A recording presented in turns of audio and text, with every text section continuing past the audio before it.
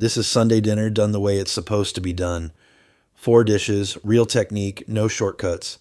Here's exactly how it comes together. Fried chicken ingredients: chicken thighs and drumsticks, bone in, skin on. Buttermilk, hot sauce, flour, paprika, garlic powder, cayenne, salt, black pepper. Oil for frying, brining. Chicken goes into the buttermilk with a splash of hot sauce. This isn't just for flavor. The acid in the buttermilk actually breaks down the meat, keeps it tender all the way through frying. Minimum 4 hours. Overnight is better. Dredging: flour, paprika, garlic powder, cayenne, salt, pepper, mixed together. Chicken straight from the buttermilk into the flour, pressed in hard so it actually sticks. Shake off the excess or it burns in the oil before the inside's done. Frying: oil at 350. Chicken and skin side down first. Don't crowd the pot. Same rule as always, crowd it and the temperature drops and you get soggy instead of crisp.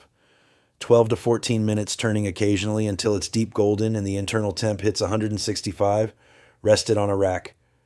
Biscuit ingredients: flour, cold butter, buttermilk, baking powder, salt. Making biscuit dough. Butter has to be cold. Grate it frozen straight into the flour if you have to. Cut it in until it's pea-sized clumps, not a smooth paste. Buttermilk in.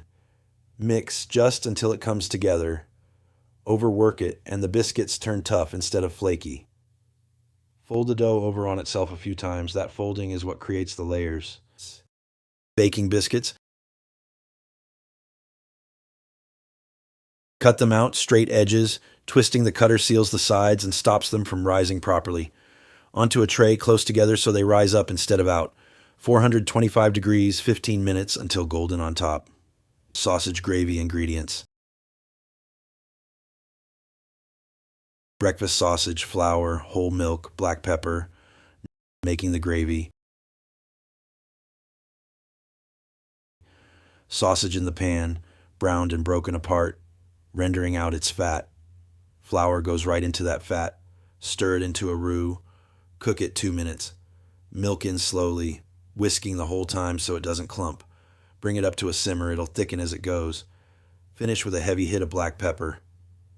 That's what makes it taste like sausage gravy and not just white sauce. Mac and cheese ingredients: elbow macaroni, butter, flour, whole milk, sharp cheddar, Gruyere, a little dry mustard. Cheese sauce: butter and flour, another roux. Cook it out so it doesn't taste raw. Milk in slowly, whisking until smooth and thickened. Off the heat. Cheese goes in gradually, handful by handful, melting into the sauce.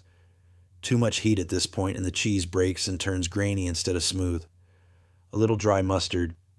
You won't taste it directly, but it sharpens the whole flavor. Baking mac and cheese. Pasta folded into the sauce, into a baking dish, topped with more cheese. 350 degrees, 20 minutes until it's bubbling and golden on top. Peach cobbler ingredients: